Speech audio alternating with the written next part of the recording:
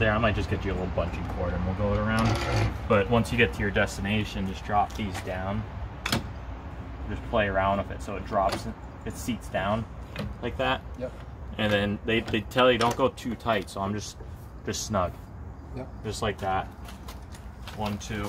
Doesn't matter which ones you do. So the middle. So this one what goes about in the middle. This one goes in the back. Oh, here. Yeah. So these rear ones are a little bit more work needed. You just loosen, pop this out, do something like that, and then this is just a nut,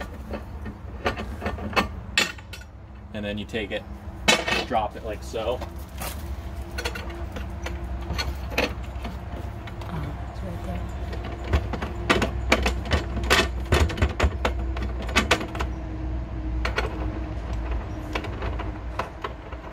Ready to load it to your truck, Phil? Yeah. A demo? How to do it? That's the easy part. So these just hang just like that. Yep. while you're sitting. We'll leave them on.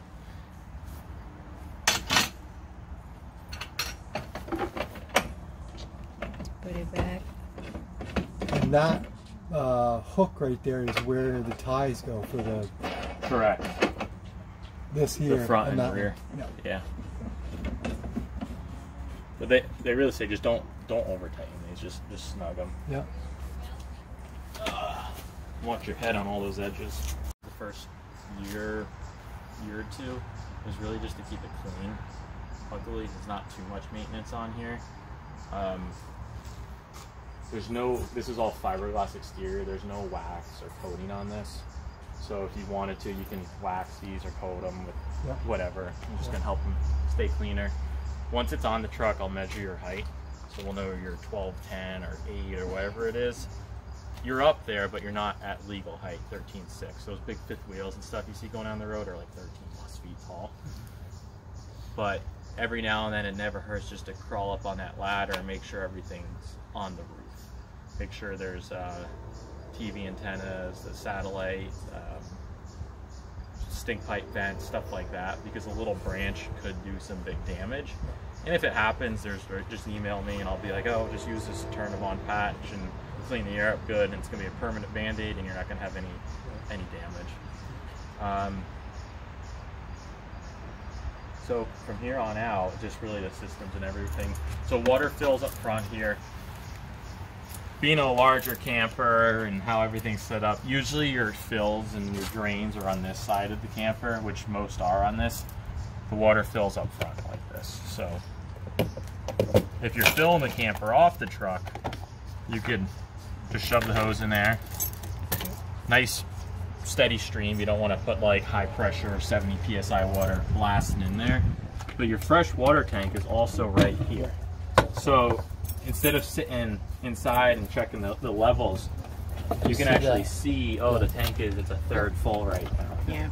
So that's kind of cool. Other than that, this compartment is really just access to tank monitors and some wiring. This is a 7-way plug, so this is what's going to plug into the truck in a little bit. Yep. Connections. I asked them about water filter. Yeah. So they don't have that, huh? There's no water filter on this, so that's sometimes like the most tricky thing to find is fresh water, especially if you're out like west and stuff like that. So they make those. If I was going out west, I'd probably pick up a couple of those inline water filters. They're like blue Camco or something like that. So they connect on your water hose. All right. They take out just kind of like the harsh sediment. So as you're filling your tank, you're not going to get sand and stuff in your water pump. Right. And then for drinking the water, I must say we just use a Brita filter. So if I know that water coming out of the tap is pretty good. Yeah, I mean, we try to bring bottled water because we did that 3 weeks ago. We went and we Brited all of our water for hiking and everything, and we ran out of water really quickly. You don't realize how much water you drink. So I said the last 2 weeks we've just thrown up bottled water. And we used a fraction of our main water supply. So there are no filters on this though. We'll load it in a little bit. Okay. The city water connection is on the rear eave or the skirt of the camper right here. So hose directly to city water connection. This is still accessible when it's on the truck. The tail lights are in on this side, so you can still get to that easy. Just be aware with city water on here, when you leave for the day, if you're out, turn the hydrant off, because you don't want something just to magically burst or come loose in the camper, and then that's just pumping water in on these. We check all the fittings on these things, but any new camper, Lance, so if we're letting this thing sit in the campground, we take the truck, we just want to turn shut the off. water off. Yeah. Yeah, that's like one of my biggest fears. I've never had it happen. I've heard of it happening, and then you come back 3 hours later, and there's. When I left my shop, I turned the hose, because you think if you get that thing on, that hose could burst, and we're gone on vacation. Right, like when you're dry camping or using the portable water, you're using your water pump. So if you hear your water pump cycling when you're not using water, that's an indicator that either something as simple as the outside shower was left open, or there's a leak. Things happen. We're pretty good at checking things out and finding issues and stuff like that, but things do happen on these. Yeah. One of my friends just bought or new friends that we camped with them. We were up visiting them yesterday. They bought a Host. They live in New Hampshire, and Dana was like, Ryan, you know, we had a little leak underneath the bathroom sink. And just the cold water line must have just vibrated loose. So don't be afraid to go around with a flashlight and just check all the fittings. We check them, but we don't use the campers. So you put 3,000 miles on these things, and some things do happen. So don't be afraid to just check some stuff. Underneath, you'll see like some ports and stuff. Like that's a big port to nowhere, but it really is to the motor. The motor for the slide room is right here. There's a fuse on all of these. There's one on the other side there too. If you were to experience an issue with the slide room, these, take it out real quick. All of these slide rooms have these weird looking 20 amp fuses. These are resetting fuses. So they get hot, they're called snap fuses. They're really hard to find. So if you just kept holding the out button on the slide room, it's going to stop working because it's going to snap the fuse. Then once this cools down, it's going to reset and allow you to put the slide room in and out. I've had a couple bad fuses in the past, and say you're out in the middle of nowhere, you have no cell phone service, the room's stuck out, it's a bad snap fuse, you could just plug a regular like ATC, like a 30 or 40 amp fuse in there. It will fit temporarily and it will work fine. So you may never run into that issue, but it is something. Extra ones of those? I have to order. I don't know where to find them. I got the regular fuses. You know, I got regular ones. It's like 99% chance that's never gonna happen to you. So I think it mostly happens, you get bad fuses because when people put the slide rooms in and out, they hold the out button until it snaps. And the more you do that, the more wear and, it's like a spring, the more wear and tear it's gonna do. When we put these in a little bit, you kind of hear a clunk and just stop, let go of the button. Don't keep holding it down. There also is it's hard to see, it's more by feel, but there's a levering here, and it's basically a disengage. To disengage the motor, you disengage the clutch. So if you had a slide room failure, you can pull, I think push up on there, and then you could push the slide room in, and then re-lock that in place. It's almost like an overhead door. Exactly. You pull that thing, take the door, and put it back. Exactly, yeah. It's like the slide room e-brake. It's a clutch instead. That's about it. That's always, people always wonder what's back here. There's nothing too spectacular in there. All right, in this service bay here, you got your generator. The only item, we do full service, warranty, repairs, everything, and the only thing that we do not do is service own-in generators. So if you did run into an issue with this, you could go on Cummins own-in. We've had to deal with that before. Yeah, on the van. I know there's one in Albany and stuff like that. And this is the new way quieter generator. I've only had like 12 of these, maybe 12 come through. I mean, simple stuff, air filter, oil dipstick. What we've learned of generators, use the generators. It's good to have more hours on the generator than have fewer hours. That's what our problem was. We had few hours and it was like, I would run this like once a month, even if it's for a half an hour or so. So you think to yourselves, man, when was the last time we used the generator?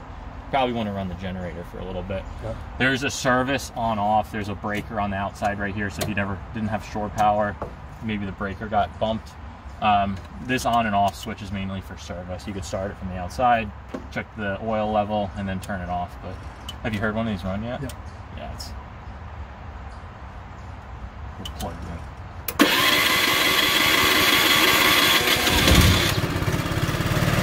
So much nicer. Yep. You could actually, on hot days, you can actually overheat these by not having this cover on. This cover helps with the airflow. Huh. So, helps if it's the right way.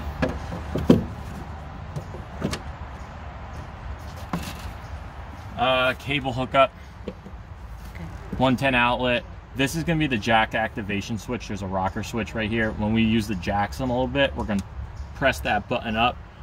That activates the control board for the electric jacks, and it's set to like a 10-12 minute timer. So there's a little remote in the camper. It's going to let us raise and lower the jacks. That has to be turned on every time before you can use this. Yes. And then shut off after you're done? It will turn itself off. Okay. You can, I mean, turn it off. There's a timer? It's on a timer. Okay. Yeah. Good. Got the hot and cold outside shower. And so one of the main differences with the hose is how the tanks are laid out, the black and gray tanks. Gray water is in the belly of the camper. Black waste is in the slide room. There's 2 exit points. There's not one with separate points. Gray water is coming out. That's what I was saying. There.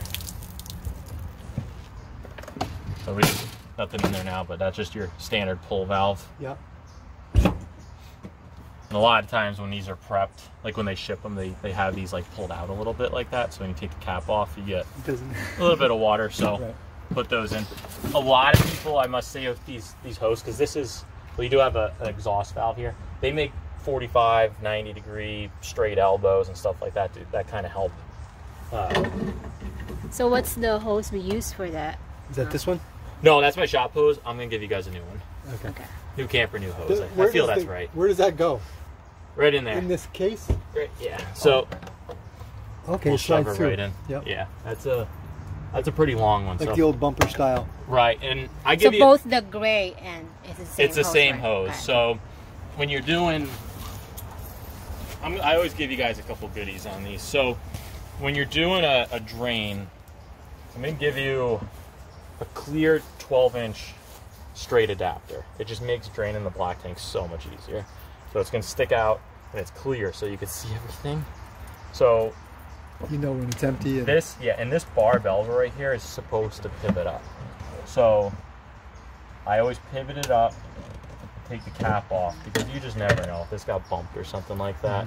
We're gonna take the hose, I'm not even gonna worry about it, connect the clear piece to this, connect the hose to that, pull your valve, it's just a standard T valve.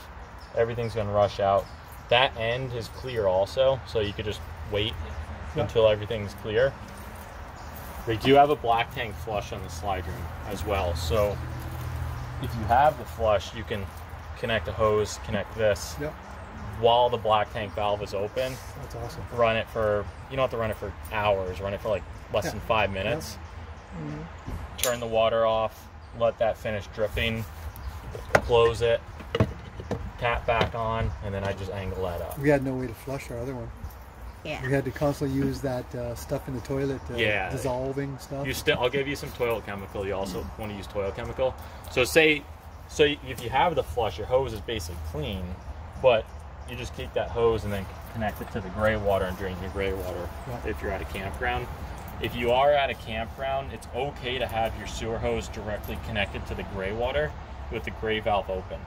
So as your fresh water's in, gray water's out. Fresh water's in, gray water's out.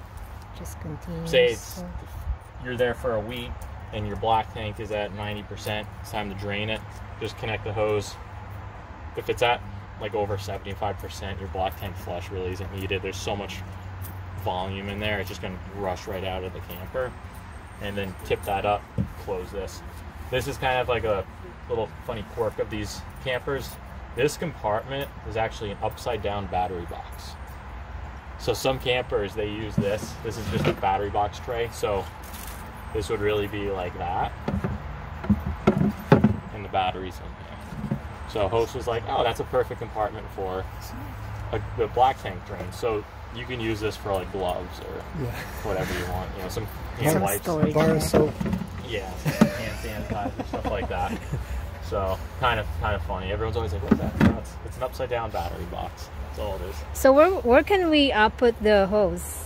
So that will get right in the sewer hose. No, it was for storage. Oh, yeah. Oh, right there. Okay. Inside. That's like a big. Oh, okay. It slides right in, and when we need it, we pull it out. That's just for storage, not. Yeah, just for sewer hose storage. Okay. This is the backside of the furnace. There's really nothing that you guys need to know about it.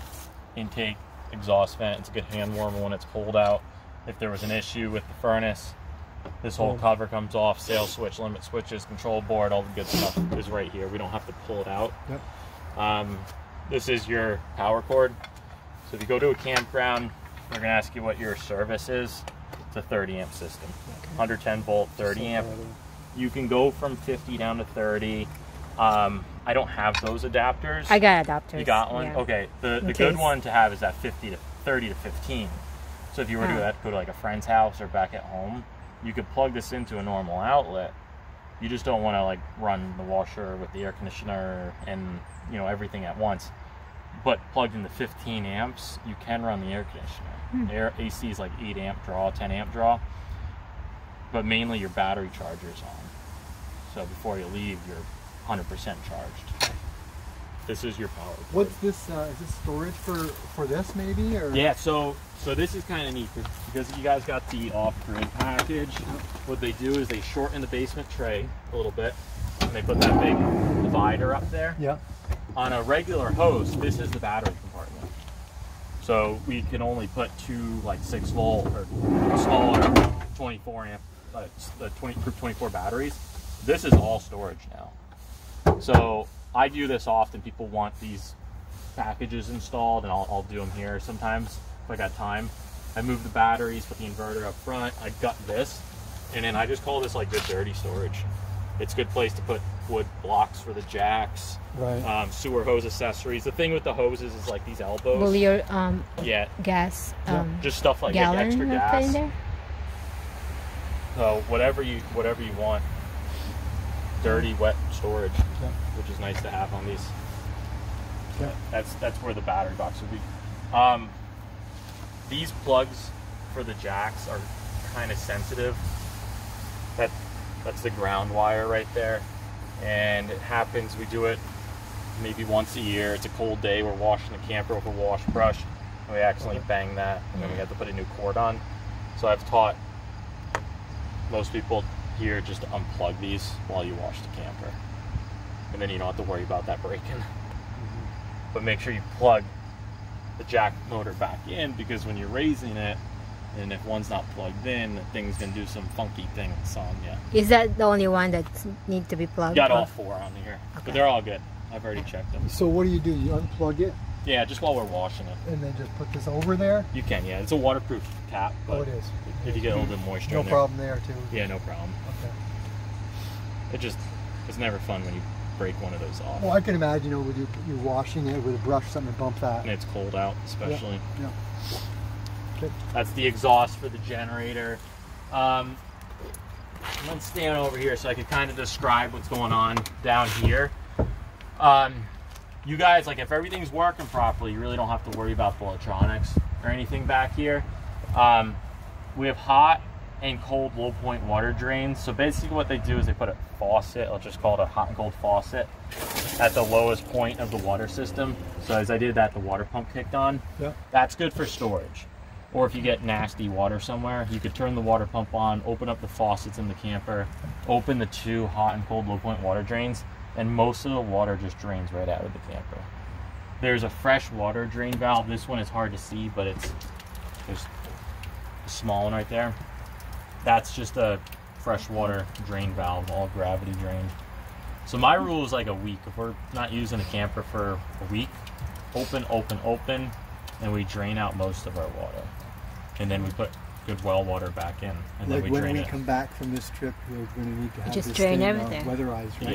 Yeah, yeah, for winterization. This is for storage purposes. Okay. When are you guys coming back? I don't know. So November. The first one's always on us. So if you were just passing by and you wanted me to show you, I'll do it for you. Are we coming back up through? You're welcome to record it. No, we're gonna go diagonally. So worst case, it's not worth like a 4-hour bypass for a winterization. Right. There's some good videos online in the owner's manual, but basically what we do for winterization is we drain the water heater. I'll show you how to do that shortly. We bypass the water heater. We don't put any antifreeze in there. And then it's zip tied right now, but we just cut those 2 zip ties off. And then that hose gets shoved into a gallon of antifreeze. Then we turn our water pump switch on, and then that will suck up the antifreeze through the water pump. And then we do hot outside shower, the inside shower, dryer. You got videos on? I don't have videos yet. Okay. Because I don't have any. But we usually hire somebody to do it for us. That, yeah. There's a mobile guy that comes around and does it. Yeah, if someone's going to charge $75 to $150 to winterize it, that's fair. It's like one of those things that's like, why not? Yep. If we get really slow, then I'll be the mobile winterization guy. Make sure you pay me cash. But if you have questions and maybe you want to tackle it on your own, I could always do like a description on it. Once you see, like if you had a video of how like I winterize it, it's simple. You're talking 2 to 3 gallons of antifreeze, so that's $9 in about 5 minutes of your time. But we don't have to worry about it yet, so just enjoy the camper now. Don't worry about winterization yet. I'll hire somebody. Yeah, if it gets cool, so you're still using it, it's like 30 degrees out, just leave the heat on. Leave the heater on like 50, and one of the ducts is right there, so it'll heat this area. Yeah, so we're going into some cold places. Yeah. This winter, like up in the mountains. So. Yeah, so the best thing that you can do is get like a little weather station with a remote sensor, and then leave the remote sensor, like, I don't know, Velcro it to the wall or something right there, so you know your basement temperature from inside the camper. So if it's 60 in here, you know it's 40 in here. Or if it's 40 in here, it's 30 in here, you got to turn the heat up, just so you know your temps down here. So that's always good to do. Other than that, water pump. See where that little green light is on right now? That little box, that's the control board for the electric jacks. Just if you ever had an issue with a jack, the top part is clear and it's on a hinge. It pops down, and each jack has its own 30 amp fuse. Sometimes those pop if you over retract or extend the jacks. You'll just pop the fuse, but you have to constantly do it. Like keep holding the button down. It makes this really nasty clicking sound. So usually if you hear that sound, you stop. And then other than that, you can't really see it, but the whole, you really gotta look up there. The big batteries on the right, and then the 2,000 watt charger inverters on the left up there. Just be careful if you have like items you don't want them getting stuck or shoved up in that area accidentally.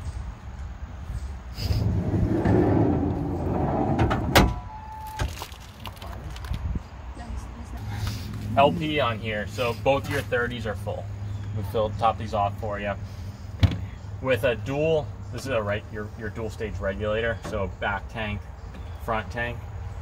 What happens is if both tanks are open, it's going to run off this tank first. See how this arrow is pointing towards this line?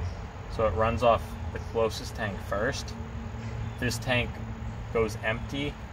It goes from green to red, and then it automatically switches over to the inside tank.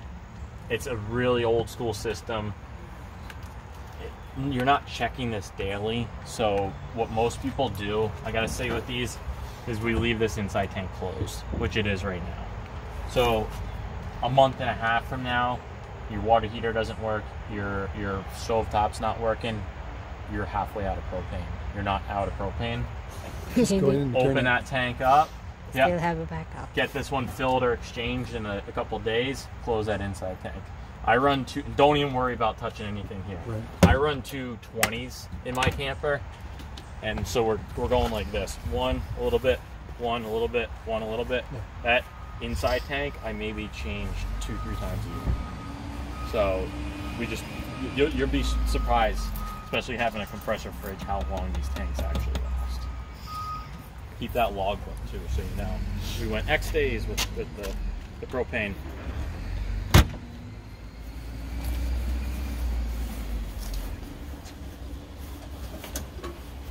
Backside of the hot water heater. So this is a 6-gallon tanked water heater. Yep, 6 gallons. Play around with the times on here. So like we'll set a timer like 12 minutes and then test the hot water temperature. There's no, it's a set thermostat, so it hits 140 degrees and then cycles at that really hot temperature. So if you're at a campground with a full hookup, like who really cares? You're gonna have cold water to cool your hot water. But if you're out dry camping, you sometimes waste your cold water to cool your hot water and you end up using a lot more water than needed. For you guys, the only things that you need to know about the hot water heater is really just to keep this area clean and keep the bugs out of it. Bugs are a #1 issue with hot water heaters. This can happen tomorrow. It can happen a month from now. You turn the switch on inside. It has this distinct clicking sound, tick, tick, tick, and then a nice roar. If it's trying to light, you smell propane, but it's just not kicking. 9 times out of 10, there's a spider, a bug in here, coat hanger, wire brush, something. Jab them out of there. It's probably gonna work. Our other issue of hot water heaters is this little clear silver piece right here. This is a thermal fuse. So if you're driving down the highway and you did what I did yesterday, we drove a full water heater on, and say it is lit and the flame lit in the wrong area, instead of being in here, it lit and caused a fire. It's going to burn this fuse. It's going to melt it basically, and then it's going to kill all power to the hot water heater. These have to be replaced. They can't be, they don't automatically reset. Right. These go bad. I'd say 25-30% of the campers, a week, month, whatever from now, someone's like, hey, the water heater is not working. What's the diagnosis? And I say, for the time being, just unplug this brown wire. You need pliers a lot of times. Unplug this one from this post, plug the brown wire directly into the post, and have fun.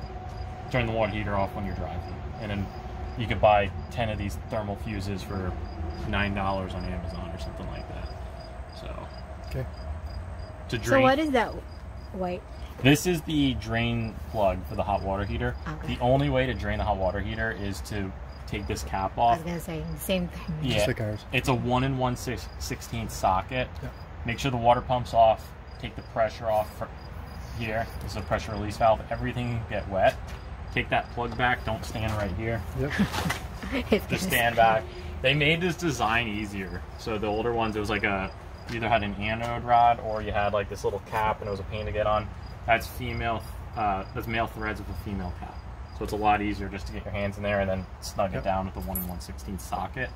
That is a tool that I do recommend keeping in a tool bag, a 1 1/16 socket. Because if you get nasty water somewhere, or the water, just the hot water pressure is not as good as it used to be, it smells, you can pull the plug, drain the hot water heater out, put the plug back on, and refill it on the side of it. So we ran into that once. We didn't have tools, so who brings tools? We got tools. I know you think they do all the repairs here. I think they have some tools. I don't. We were talking yesterday. I'm like, button. It says off. Tap this button. It says auto. This is just the fan. So like auto, it hits 70 degrees, it turns off, and then it will be cycle on off, which can be kind of annoying at night, I must say. So at night, what a lot of people do is they'll do like low fan, and then go to press the mode button where it says cool, and then set your temperature to the inside temp. The auto is nice. I turned the air on. It was 81 degrees in the camper. So, Okay, there we go. like during the day, I have mine set to auto, so I don't mind it going on. So a generator don't come on to this, or it did? No, we're plugged into shore We're power plugged right in. now. We'll do some off-grid stuff shortly. Compressor just kicked on. And then this is cool. This one has like these ducts all over. So if you got out and it's really hot out, you can just open that one up. It feels really good. Yep. Front one right there.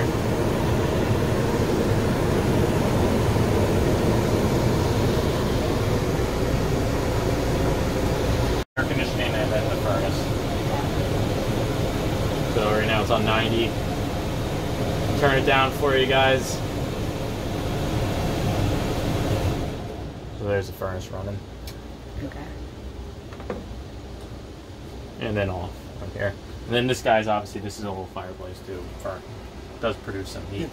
I wouldn't do that off of, yeah, and it's nice dry heat too. So if it was like humid in here, we have a little electric heater, 91% humidity in our camper the other day. Turn that on, it dropped by about 20% within an hour. So that's a good way just to warm dry tempers up. No rush, but when you have a second. Order. Somebody needs iron kits to be. Just remember that this is only heating this area of the camper. When you're running the propane furnace, that's heating the basement also. Okay. So what Host has been doing, they've changed these up throughout the years, but there's an exhaust fan, and then there's a basement circulation fan. So if you have the circulation fan on the back side of this furnace the back side of the stove, the oven, fireplace, whatever you want to call it, is a hole in the ground with a fan. So it takes the heat from in here, and it helps circulate to the belly. That's something new that they started doing. And then the basement exhaust fan, this is something with the off-grid package that they do. So on the outside, I forgot to show you, but there's another one of those little removable pieces, and it basically goes to the exterior of the camper, goes to the wheel well of the truck. I guess they do that if it was really hot out and you're worried about that getting overheating in the basement. You could turn the exhaust on, open that up, and it's going to help circulate the air on the exterior of the camper. So, you know, I don't know how hot they'd say to turn that on. If it's 110 degrees down there, you maybe want to get some air flowing. But that's what that one is right there.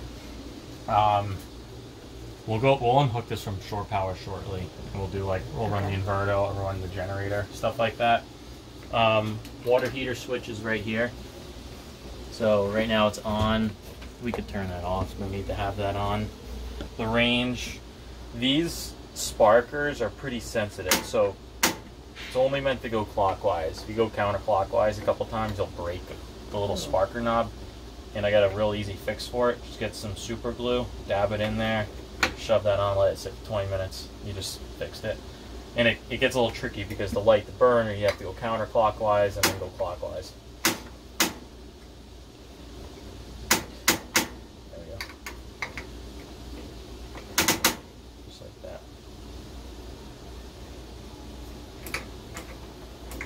Make sure you don't actually hip rub these on too. It happens quite often. Nice smooth lighting. I put stuff in there. Yeah, I'm just gonna check. So this sparker only does the 3 burners up top.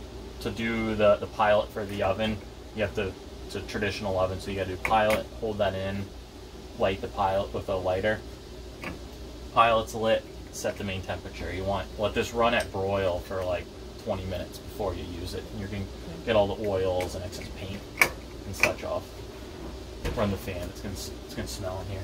I gotta figure out where they got these lights, because I really like these. I don't know if you've seen these. These are like disc lights, just tap to center, and they're really cool. Yeah. Because our camper, we have these ones when they're way too bright up in the sleeping area. So I figured I gotta get a couple of these, because that's perfect at night. Yeah. So all these little small things that they change on these that we really don't, they don't tell us. They just magically come in with different lights. Up top here, so we have on the back side of this, we have breakers and fuses. It's secretly, everything's secretly labeled on the back side of this. Generator, start, stop switch.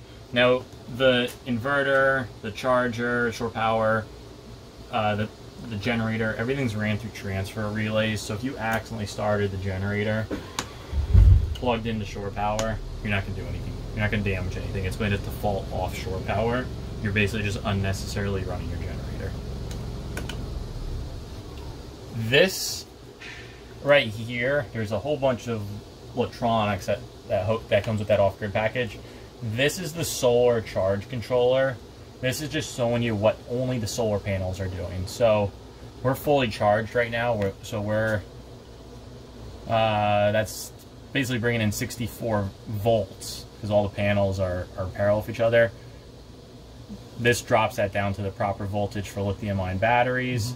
and it's a float stage right now, and we're charging at about 9 amps. So it's kind of like the float stage is on off, on off, on off. Yep. Right now. Awning lights. Yeah, awning lights, everything. I'm sure they have the manuals for this. I installed Victron stuff, so it's a little bit different, but it's very, very similar. Start switch, water pump switch right here. This is the monitor panel for the black, fresh, and gray holding tanks. So, gray's doesn't have much in there. Black just has a little bit of water from us prepping it. Voltage really doesn't matter with lithium ions because lithium ions hold the voltage and then they shut off. So, turn that off. Yep. If you have that on, the screen just shuts off for a little bit and then it will kind of keep cycling. So just one of those. So that's the water pump, and what's the water pump too? Or? Water heater. A water heater. Water pump switch. Okay. So it's all these like small things like water pump. Try to have that off when you're driving away from the camper. Water pump on if you need water pressure. We always try and do that. Turn it off when you're not using it, because if you're out enjoying the day and something got left open, it's not going to just pump water all day. Pump. It's going to be just a little bit of water pressure, and then it's going to be good. The manuals for the satellite and the Air 360 are all down here. The satellite receiver, or the satellite dome, you still need a receiver for it. So with whatever satellite dish they put on there, the wind guard, you just got to get, like you could hear it doing, it's an auto searching one, so a little noisy. So we still need to buy the receiver for Correct.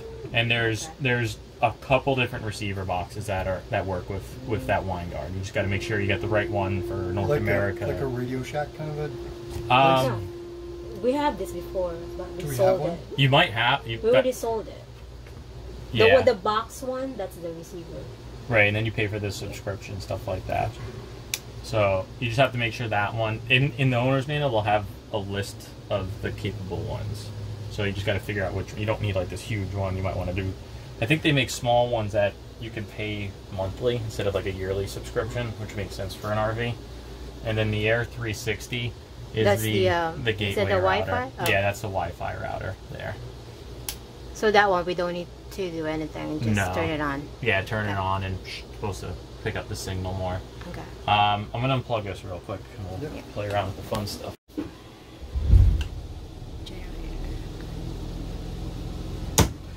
Because everything's ran through automatic transfer relays, it takes about 30 seconds or so for the generator to kick on the transfer relay for power to enter the camper.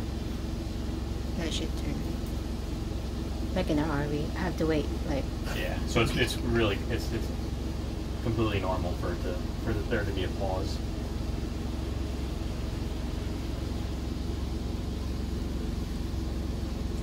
These are all keys for everything. Yep. The egg-shaped ones are for the door. Yeah. These are for the outside. That's actually a good way to tell you have shore power. That thing will beep at you. So. It didn't turn on with the electric. Oh, did it? You know what it probably does as soon as it recognizes power, it doesn't turn on, but it goes to the setting. So. I'm good. Now, if you had problems with the dryer, just say something happened. If you pull out these drawers, just do the little push down on one, up on the other. There's hot and cold shut-off valves, just like a normal washer would have. Yep. So we have shore power. That's a 2500 watt generator, so we'll run basically anything you need in here. Oh wow! So this new generator is so much better than the one.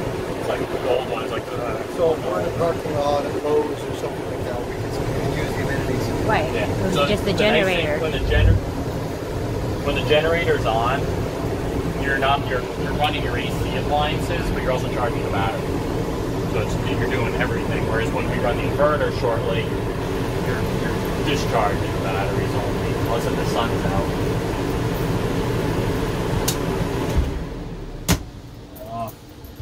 All right, so for the inverter on here, there's some like crazy settings and stuff. This is the inverter charger remote.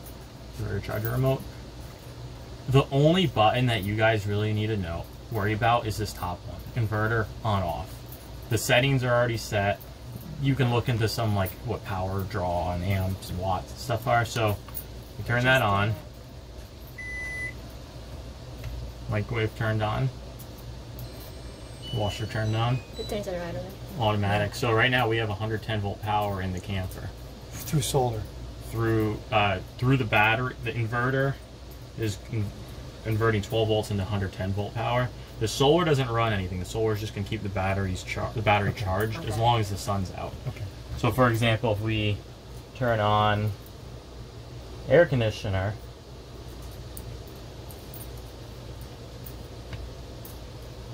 so we have two backup. We Yeah. can do. We're not connected to. this is going to be the more important monitor. This is a battery monitoring system. So what this is telling us is we have 359 amp hours left. It's a 360 amp hour battery. It's basically 100%. Voltage 13.8. With lithiums, they basically hold voltage and then shut off. This number, the middle number, is a pretty important number. So that's amps. That's how many amps we're using and charging it. It adds and subtracts. So right now, we're discharging at 30 amps, which is equal to 420 watts. So compressor just kicked on in the air conditioner.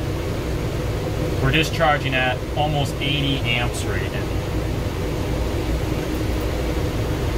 And if you really want to do an experiment, you just sit there and watch that percentage number start dropping pretty quickly. I have a very similar setup on my camper, and we really only will run the air conditioner through the inverter if it's for short periods of time, 20 minutes, a half an hour. Right. Sunny Day, it's in the morning, when I know the sun's just going to charge it back up in another hour or so. And then we call them as a DC to DC charger. So when I'm driving, I'm charging at about 30 amps now. It's just something that, if you find that the solar and your needs for charging and this and that aren't, you're not meeting your standards, and that's a cool system to do. On my camper, I don't have a generator. So basically my truck is my generator.